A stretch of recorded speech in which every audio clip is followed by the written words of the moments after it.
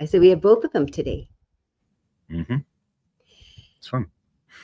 So Barry and I are very curious what your expectations are when you're dating. As you're setting up a date, as you're going online, as you're meeting somebody in person, it's impossible not to have expectations. And often our expectations are what upsets us a lot because we don't get our expectations. So it'd be good to really get clear about what they are. So we're going to talk about that today, right? Yeah. Yes. Welcome to the newsstreamingnetwork.com, WGSN-DB, Going Solo Network Radio. Oh, it's wrong. It's the wrong caption. Yes, This is Let's Talk Dating. This is the Let's Talk Dating show with Christine and Barry. See, I have to read it, you guys. Really, this is the #1 singles talk network with Let's Talk Dating with Christine and Barry. I'm so funny. Hi, Barry. Hi, and before we jump in, just to let you, anybody's listening to the podcast, you don't know if you don't watch the video, we have lower thirds that show up, and if they're not the right one, it throws us off. So that's what just happened. So next time watch it on YouTube, you'll see what's going on. You'll see Christine reads what thank yous. Christine will read what's right there in front of her, going, "No, that's not right. That's not my name, and that's not Barry's name." No, what is that? Yes. So right. Funny. Let's jump in, shall we? Yes. Back to what are your dating expectations? So one of the things I've mentioned before, but this is so important now, that people say, I really want to be in a relationship and I really don't want to date. So often just writing to somebody, it's with a relationship in mind. It's not even, should we get to know each other? Or even the first date, especially. It's a complete failure if we don't have this huge chemistry and connection. And boy, it just sets everybody up for failure and disappointment and frustration, I've seen. What do you think, Barry? Well, it's almost like the thing about people feeling that they want to get past the hurdle to be in a relationship. And the thing is, unfortunately, life works the way it works, which is basically you got to get to know somebody first before you get into a relationship with them. So some people, their dating expectations are very low because they just don't want to deal with it. They want to get through it to that one person they can be with. But the reality is you've really got to hold a higher quality, because we talked on the show before about, the quality of relationship you want to have. Well, dating is kind of the entry point to that. So we can talk about your dating expectations, because I was joking earlier about it with Charles Dickens about great expectations. Like, are your dating expectations great or bad? Sort of thing. So we're going to talk about that in a more elaborate way, more effective way. But the reality is, how you walk into dating is really how you don't walk into a relationship too. So why not start now rather than wait till you're in a relationship? Yes. So often, I think what trips us up is we don't have realistic expectations, because you should have expectations. Mm-hmm. Expectations are really important. What is it that you would like to have happen first? And how much control do you personally have over that happening? Because if you're depending on the other person to fulfill your expectations and they're brand new, chances are that probably isn't going to happen. And if you haven't told them this is what your expectations are, the chances go up that it won't happen. Mm-hmm. So first you have to have a discussion with yourself about, what are my expectations and can they really happen sitting here with somebody brand new? Could that really happen? I mean, I think that's a really important question to start with. Yeah. And also, one of the things you should consider is also, what are you expecting yourself to be like when you're dating? What's your expectations of your own participation, your own presence, your own results? Because the thing is, if we're looking at the other person, like you said, if you're looking for the other person to do all the work or make it all great, you just sit there like an obelisk, then it's like you need to take responsibility for your participation as well. So expectations is not just the other person, like what do you expect to bring yourself? So the thing that I always do for me personally, and I teach my clients, is, what are you going to learn about yourself? How will you feel the most prepared? Do you like having questions already thought out? Would you like to even have a list and tell them, gosh, I'm kind of nervous, so I'd really like to, I wrote down a couple of things that I want to make sure I tell you about me and learn about you. I think that's very transparent, because I hear complaints about people come with lists and they want to check it off. And that feels very impersonal and robotic. But if you say, I'm doing this because I'm a human being and I was excited to meet you and I just wanted to make sure I covered a couple things, if they had a problem with that, they're probably not your person. And I would find it charming if somebody said that I was so excited to meet you, I wrote a couple things down. Oh, so what are your expectations for you? What will help you be the most comfortable? What are you going to wear that it'll feel comfortable? Where will you meet that it'll feel comfortable? Do you have a particular place you like to sit? Do you like to sit next to the window? Do you like to sit in the back? Do you like sitting close to the front? I mean, inside, outside, think about it ahead of time to set yourself up in this new situation with a new person, how to be the most comfortable with yourself and not expect to just get by or get over it or be fine. Yeah. And then you'll learn about yourself when you're there. Oh, I didn't know I didn't like that, or I didn't know I did like that. Pay attention while you're there so that you're seeing, are your expectations realistic even about yourself? That's one of the things that being on dates can really help, because it can start giving you back feedback. So you're going, hang on a second, I didn't have that on my list or my understanding. Now I know that doesn't work for me, or what does work for you. So one of the joys about being on a date, and there are several things to be joyful about, is you might discover new things about yourself in the process, and also you find things that doesn't work and things that don't work and things that do work. So dating in a lot of ways is a self-reflection experience at the same time as you're meeting somebody else. So when you go on dates, it isn't about do they fit what I want, it's also about how do you fit into that as well. And the great thing about the dating experience is there is no commitment. Ultimately, the thing about dating, about the dating exploration, the dating journey, is you're only committing to that moment in time. So you can be fully present and not worry about tomorrow or next week or anything else, even though it's tempting to go, well, what will this person be like in my life in 5 years? You know, that's not what we're talking about here. But how can you be fully present and enjoy your experience with that person? Even if you decide it isn't going to work, you can decide really quickly. It's like, you know what, I'm going to walk away now, but I'm going to make it nice and clean. I'm not going to say, screw you, I'm out. So it can be something like, you know, I really feel this is not going to be a match working out. I choose to leave and be okay with that. So expectations need to be, in some ways, before you start, yes, but also in the moment of choices you make, because expectations will can lead to healthier choices as well. For sure. And another expectation that I teach myself to do and talk to my clients about it is, how can you be your most authentic self there? Mm-hmm. Did you have a good day? Did you have a bad day? You could say, oh gosh, you know, it was really crazy. I just need a minute to kind of gather myself. And this is how I gather myself. Or I had the most fabulous day and I was really excited to tell you about a couple things that happened, so that they see who you really are as a person. Because sure, everybody wants to put their best foot forward, but put your most authentic best foot forward. Don't be inauthentic. And it's difficult, especially if you think, oh my gosh, they're so cute and wow, we have all these things in common. I want them really to like me. And this happens on both sides. Men and women tell me this all the time. Yeah. And so whatever it is that would help you stay more grounded. I have people that have like a little talisman, like, you know, they'll have a rock or they'll wear a special pin or something that just they can touch it and, oh yeah, I'm going to get grounded again.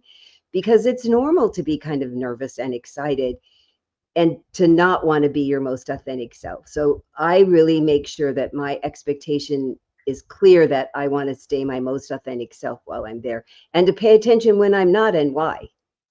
Yeah. In fact, just going back to something you said earlier about the list thing, having a list can also be a talisman in a way. It's like something you can anchor to, because when you go on a date with somebody, you might not be sure what to say. You may be struck speechless even when you're so enamored you don't know what to say. So having a list of questions or thoughts or things you want to share handy can be a thing that can bring you back to reality and bring you more functional. And one of the things I was going to add to what you said earlier, which I want to add now, is if you meet through the dating apps, which most people tend to find the dates through, although sometimes it's referrals of friends or whatever it is, ideally the person who you're interested in on the dating app wrote something useful or enjoyable in their profile. So you can write that down and ask them about it. So if you don't know what to ask them to start with, if you don't have your own list of predefined questions you also want to bring with you, which could be anything that matches for your criteria, you could refer to their dating profile as a resource for questions you can bring that give you a chance to go deeper and find out more about that person. So your expectations can be fulfilled because you get to know more about who this person is. Oh, it's so important. And if they wrote something to you about what you did, make sure that you bring that up again. Oh, I like that you asked me about that. I want to tell you more.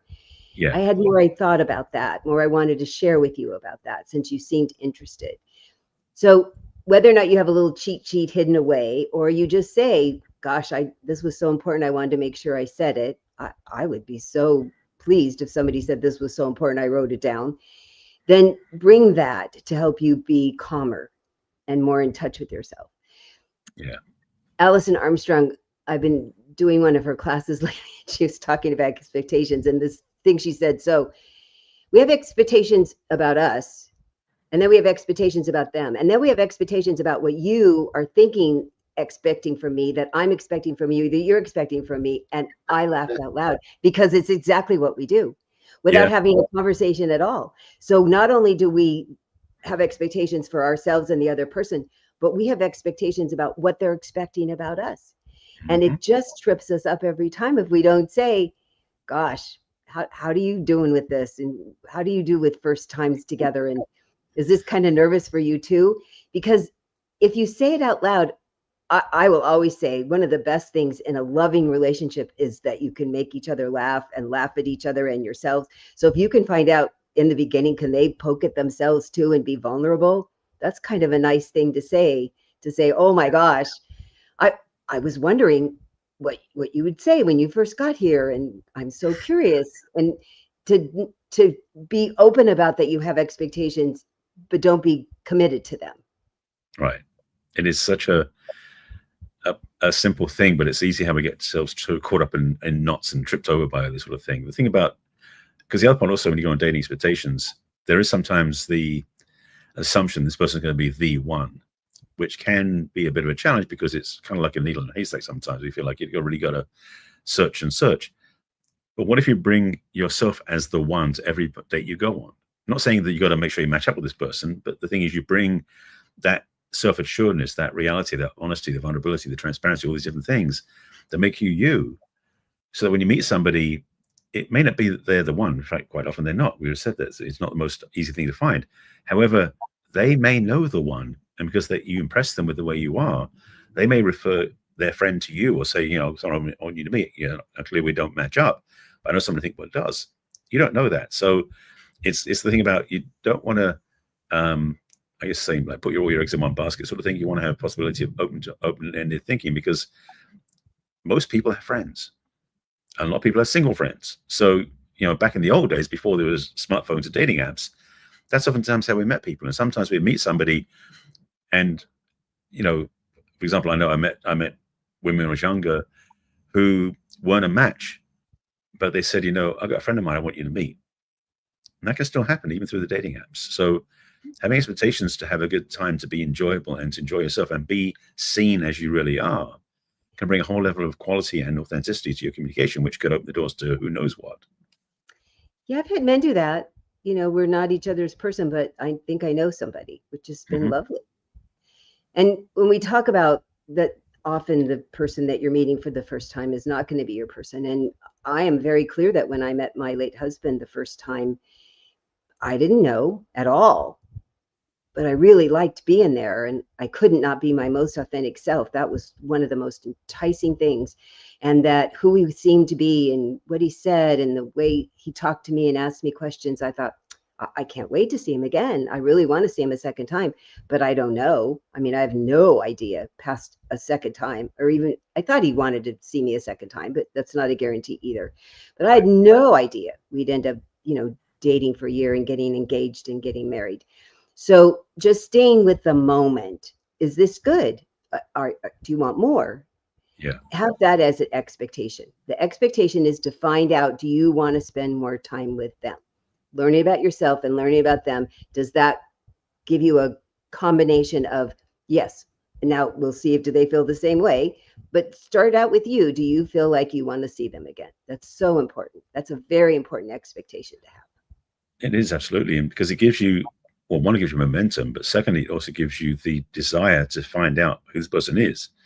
Yeah. Because I know it can feel like, especially if you've been having lots of misses on the journey of dating, it can feel like that every time you're going to date, it's going to be fall flat. It's not going to have what you want. It's not going to work out.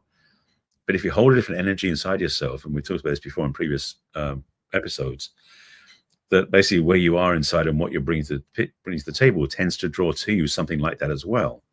So if you are in fact feeling, I won't say disheartened, but maybe not feeling really up to the challenge, or it's not lining up for you, if you change your energetic internally about what you bring and what your expectations are, you start changing the reality you meet outside yourself. And so, again, you may meet somebody who doesn't match up, but they go, I know somebody I want you to meet because there's a real sense of your chemistry will be great with them. Yeah. And then you have a new possibility opening up. And so dating then becomes an interesting exploration. And it's not a finite thing. The thing about dating, which people don't always get, well, let me say it one of two ways. There is some feeling that there's too many choices out there, so you can't find what you want. But also, there are plenty of choices out there, so you're not stuck with the ones in front of you. So it works both ways.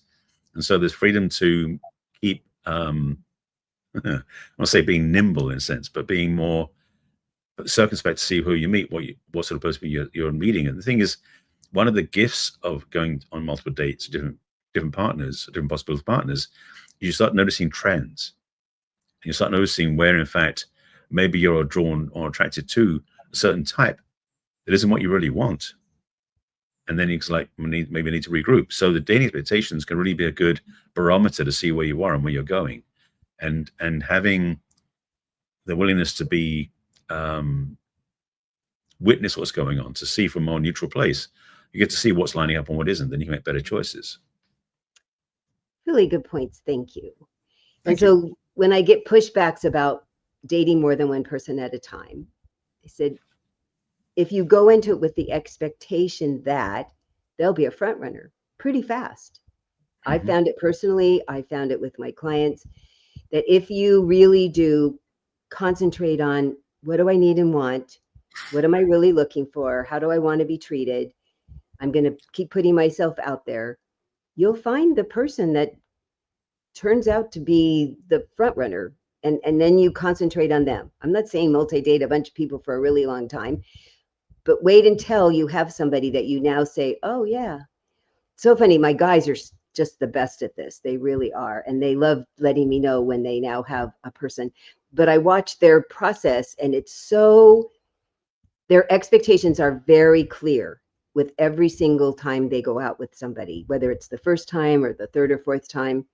Yeah. And I'm really proud of him for doing this because there's one, I mean, they're at 1.5 years now and he did it. He had 6 people at once, in and out on his spreadsheet, but she kept showing up. And then finally he's like, yeah, this is the one. So the guy, he was the first one that did it. And he sent me a Google spreadsheet and I was like, well, that's cool. Yeah. He put all the qualities across the top and then he would put their names down because he'd send them to me, the names down the left. And then he would put percentages. So he would keep track of how many times he'd seen them and how much percentage he'd learned about in each of those qualities. It was so visual. It was so obvious what I needed to learn more about this one on the next time he saw her. He would take her someplace that he would learn more about something. It was fascinating, his process. So I suggest it to all of them now. I like it. Yeah. I know. I saw it perk your interest. I kept a spreadsheet to keep track of what I told people, whether I'd sent them my story or something, but this was this was like graduate work. Definitely. So if this is intriguing to any of you, if you found that your expectations, you don't have any, which is a problem, or you've had some and they keep not getting fulfilled, maybe you'd like to reach out to Barry or I. And the way that you do that for me is to go to my website, which is www.theperfectcatch.com. Scroll to the middle of the page, fill out the What's Holding You Back from Love questionnaire. It talks about where you are now, where you'd like to be. It'll give you access to my calendar to schedule a free conversation with me, personal and private. You could also send me an email at Christine@theperfectcatch.com and tell them how to get a hold of you, Barry. In a similar fashion, you can go to my website, which is barryselby.com. And on the top of the screen on my website, there is an opportunity to have a discovery session with me, a complimentary conversation that's what I was looking for. So you click on the Let's Chat button at the top. That will take you to my application form with my calendar. So you can get on my schedule so we can talk about what's going on for you, where you are and where you want to go, and also things I'm offering at the moment. And also you can send me an email to my direct email address, which is barry@barryselby.com. And we'll talk about the other stuff at the end of the show. Yes, so we're going to go off to a commercial for this wonderful station that produces our podcast, and then we'll be back to talk more about what are your dating expectations. See you in a moment.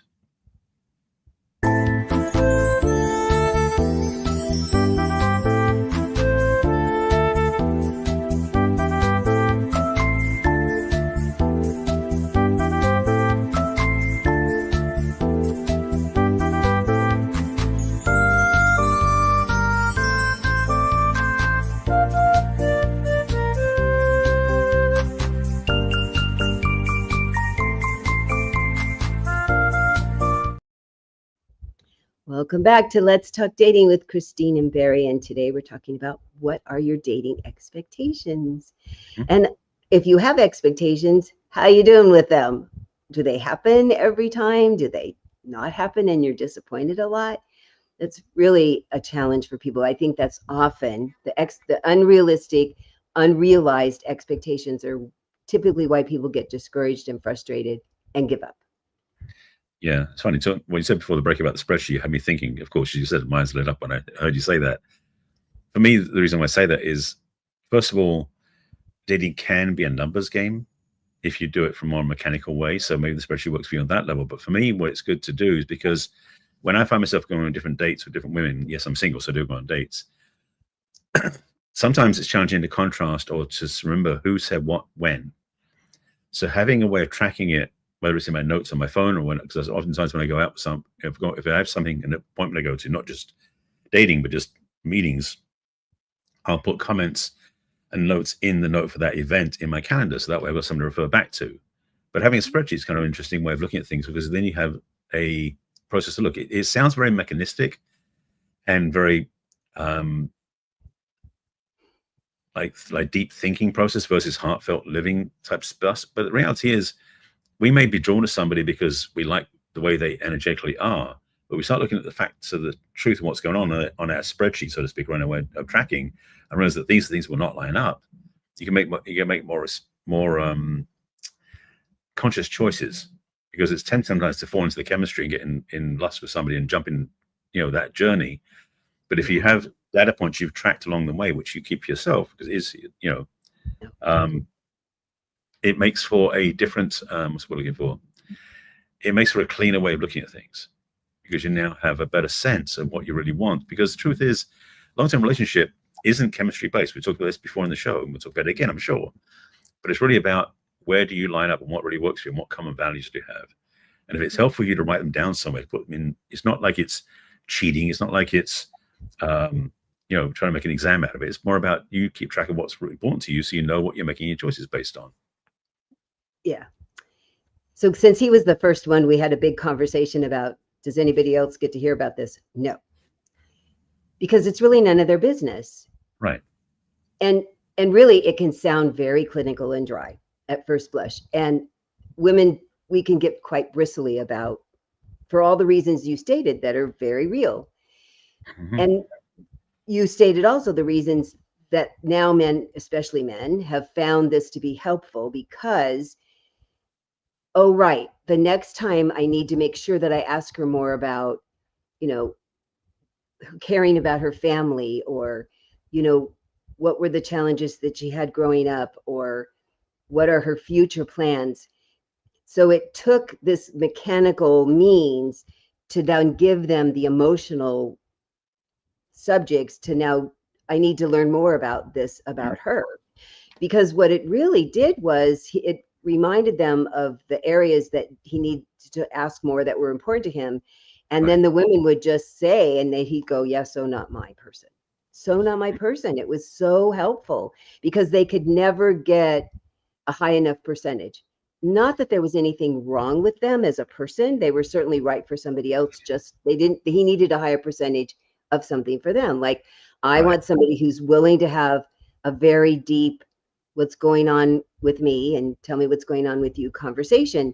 And I've met lots of people who that's just not the place they want to live, and that's okay, but that they can't be my forever person. Right. So in my percentages, I watch to see how comfortable can they be with that. Can they do that with me? Not right away, but because my husband, that was not his thing right away, but he jumped in with both feet. We'd lay on the bed and read the Mars Venus books to each other. I mean, who knew my husband would be doing that? But it was fun, and I could make it as more comfortable for him as possible. So because I can hear some, especially the women going, oh my God, that's so cold and clinical, and I'm glad you said it out loud, and who would want to do that? And I wouldn't want to date somebody. Well, you won't know they're doing it if they've talked to me. And they're being so honoring of you. They're being so honoring of, I want to really get to know you as a person, and I want to see, do we mesh, and do we really mesh on paper, so that we're not wasting each other's time. And then I go, wow, this, and there were things he ended up adding because a woman would show up and he goes, I didn't even have that on the list. I'm going to add that to the list. Like that. Yeah, absolutely. Yeah. Yeah. So yeah, I thought the spreadsheet was an amazing idea from the first time he sent it to me. And I was like, you took all my stuff and you did it in such a different way. And I like it that I've suggested it mostly to men who, the ones that get on board with it, like it, but it's not for everybody. But it's some way you need to keep track of, here's my list. How are they doing with this list? Each person I'm seeing, how much of a percentage of the really important things are they that? Keep track of it somehow. Absolutely. I mean, it's interesting. Just a sidebar slightly, but come back to it, is there's quite a lot of women I'm connected to through social media, which is not unusual. That's what we all do all the time. But some of these women I know are single, but also they're in the work that I'm also overlapping with. So I'm always interested in knowing more about them because there might be a match. Who knows? However, watching people's posts, which is a way of tracking data and get to know somebody, can be very telling about where they stand on certain things. And if their viewpoint of something is very different from mine, we'll be able to cross that divide. And so having the idea of a spreadsheet, and well, let's simplify it. Having a way of keeping note, that's a better simple way of putting it, about the other person. That's what we're talking about here, really. Yeah. Is so that, and the reality is, and I'll say it this way, I shared about this a long time ago, I think, about one of my business teachers back in the day, David Allen, who wrote Getting Things Done, was asked, because back when he did these time management seminars back in the 80s, way before smartphones and that sort of thing. So he had day planners, physical day planners. And someone asked him in a seminar once, and he said that, shared this quite a few times. It's like, do you write things down to remember them? He said, no, I write things down to forget them. Because when I write things down, I can put it out of my mind so my mind can focus on other things. And then my calendar shows me what's next. This is the same idea. Basically, is that the challenge is, if you are, well, if like me, because personally keeping track of multiple people is a bit challenging sometimes. Things are true of almost men. But if I'm going on several dates, not having sexual relationships, but go on dates, we'll talk about the difference of those two in another episode coming up. If I go on several first dates with several women, hi Christy, just popped in to say hi. Hi. So going on several dates, it's nice for me to relax, not worry about who said what, because I've written it down somewhere. So having notes is such a simple thing, but it frees me up to be more present, and ideally makes the experience with the woman better too, because I know and remember what she talked about. So I'll sound smarter to her because I'm talking to her about what she talked about, which is kind of, that's what it's about. It's not, it's almost like whatever you can use to make your job, your life, your experience with relationship, dating, and everything else easier, the better. That's what it's really about. So that's a great tool. I think it's lovely if you take notes and remember what my late husband's name was, what my stepkids' names are, what my cat's name is. I mean, it's not mandatory, and I won't think you're a bad person. But if you figured out a way to keep track, if you just got a good memory or you wrote it down and you bring it up, I think it's lovely.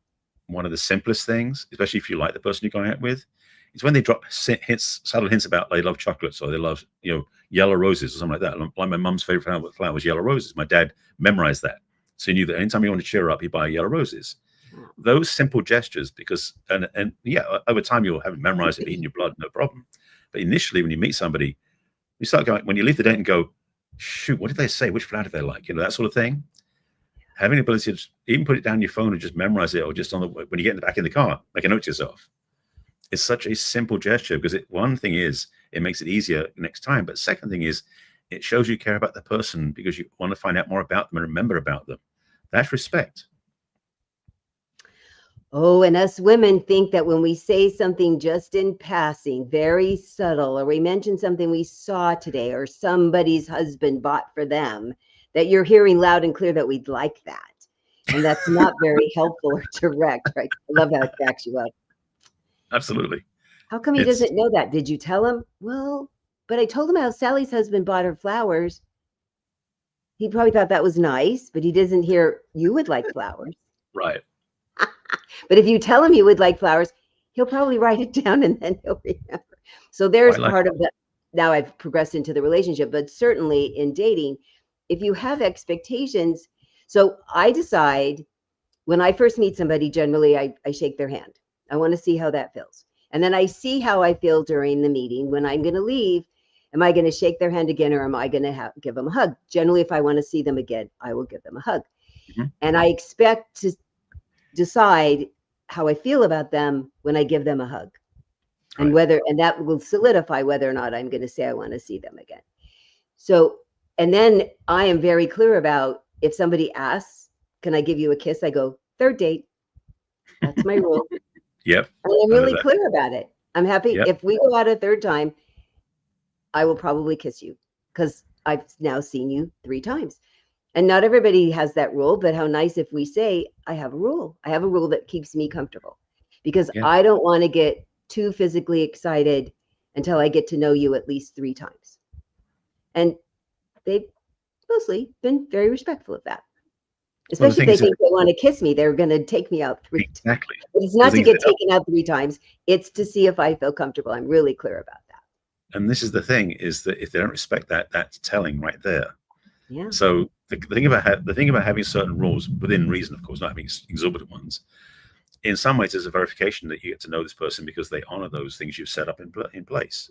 And so part of the dating experience is not just to get to know the other person. Oftentimes it's for you to see how the other person reflects back to you yourself. Like I said about, I think it's a really great idea to keep track of what woman I feel like the woman knows or wants or desires.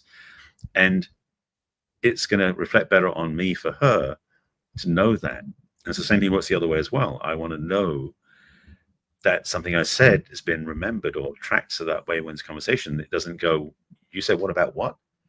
Because first of all, it makes me feel valued by them and listened to and respected. So when that doesn't happen, it feels very like discarding. It feels very demeaning. It's like if I've been on a date with a woman who's been out with 7 other guys and she can't remember what we talked about or doesn't remember what I'm about, that concerns me. And frankly, I'm not interested in dating after that. So having dating expectations that are high enough to respect ourselves, actually, let me sidebar to that one. One of the things about dating expectations for me is about self-respect, because sometimes we go on dates, we put up with stuff we would never put up with if we really valued ourselves. So for me, dating expectations includes having that self-respect, so we choose out when it doesn't line up for ourselves, and we choose in when it does. And we don't put up with stuff that isn't reflective of who we are. Because truly, to go on dates, just to go on dates, isn't a winning strategy.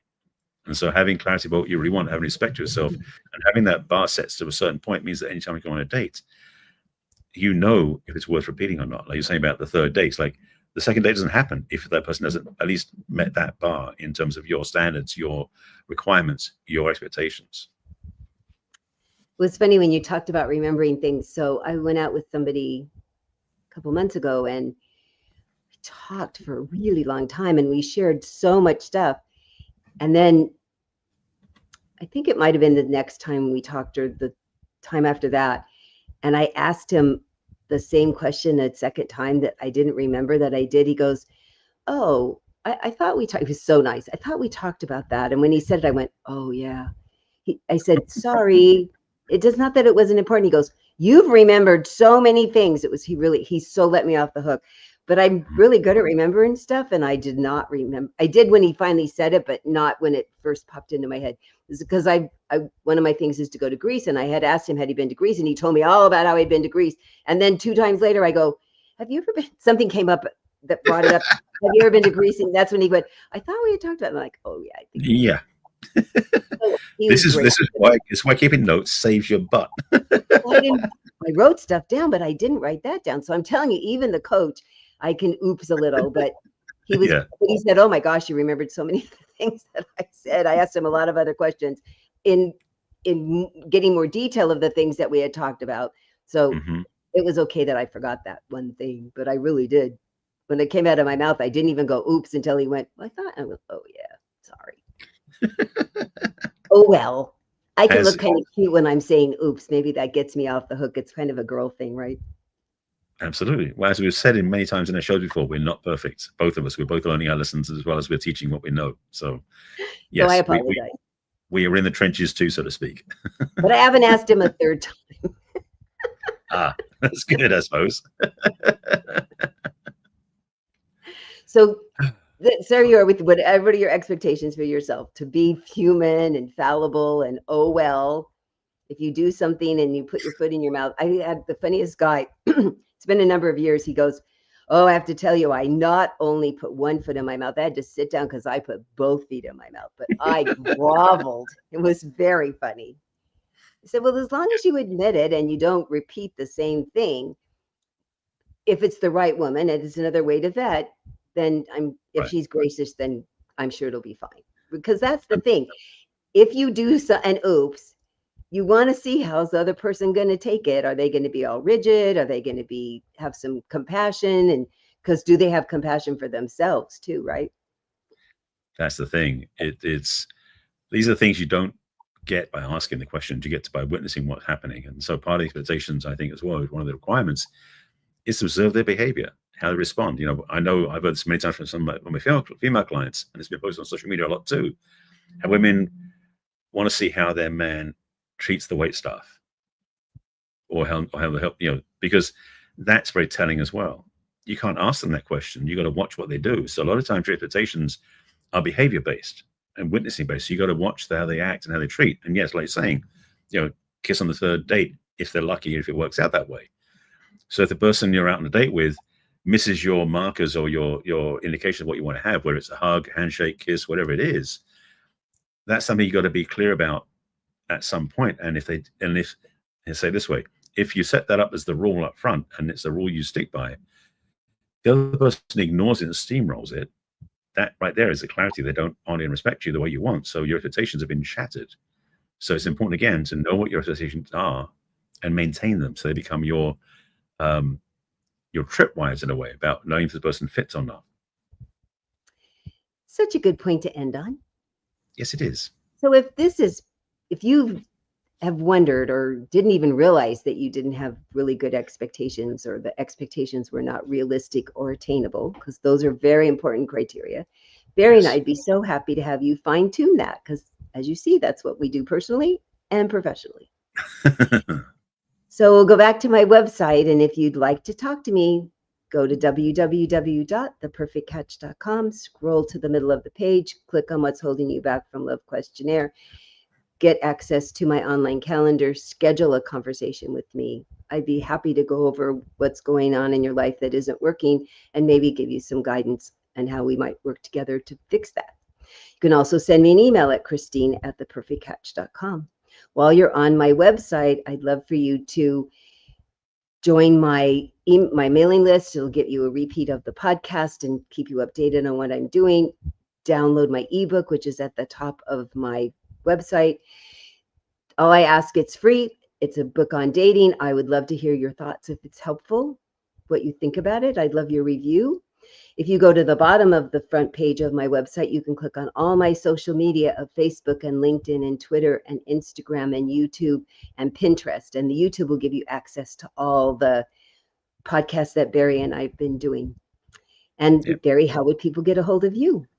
Similarly, as I said at the break as well, I also have a website. So go to my site, which is barryselby.com. And as I mentioned at the beginning, at the top of the screen, you can click and get on my calendars, have a conversation with me as a gift from me to you.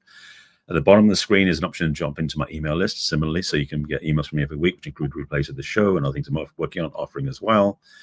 And in the middle of the screen, I have the first of my two quizzes. I have two quizzes, one for relationship readiness and one for self-relationship reflection. So the one that's on my homepage is relationship readiness. And that one basically will get you in a position where you discover where on the spectrum from 0 to 100% your readiness for a relationship resides. So you can take that quiz, you get an email from me explaining where you are and what you're looking for, and also some invitation to talk to me as well. In addition, there's another quiz, which is not a clickable button, but if you go to barryselby.com/self quiz, that is my self-relationship reflection quiz. It's basically for you to look at your own relationship with yourself, because frankly, every relationship you're in is going to reflect back to you your relationship with yourself. So why not do it when you're single, so you know where you really stand? That also gets you a downloadable PDF and a bunch of other things as well. So take the quiz, get some reflections, get some guidance from that, and you work with me as well. I don't have an ebook, but I have a physical book. Well, actually, you can get it as an ebook as well. But if you go to my book page, which you get to on the navigation, or click on barryselby.com/book, my book, 50 Ways to Love Your Lover, which is on Amazon, is available for you there. You can just get the ebook on that page, or the Kindle if that works for you. But at the top of that screen is a little audio track that I uploaded that came from one of these AI tools. That basically is a 12.5 minute, give or take, interview, or 12.5 minute review by 2 AI voices that sound very official, kind of like NPR voices. They're very, very nice sounding voices. They discuss the book in great detail. So if you want to get a test drive and understand what my book is about, click on the audio. You'll hear what they're talking about, and if you like it, get the book. Simple as that. My social media is my name on most platforms. So it's Barry Selby on YouTube, where all these shows and replays are, plus all my other videos.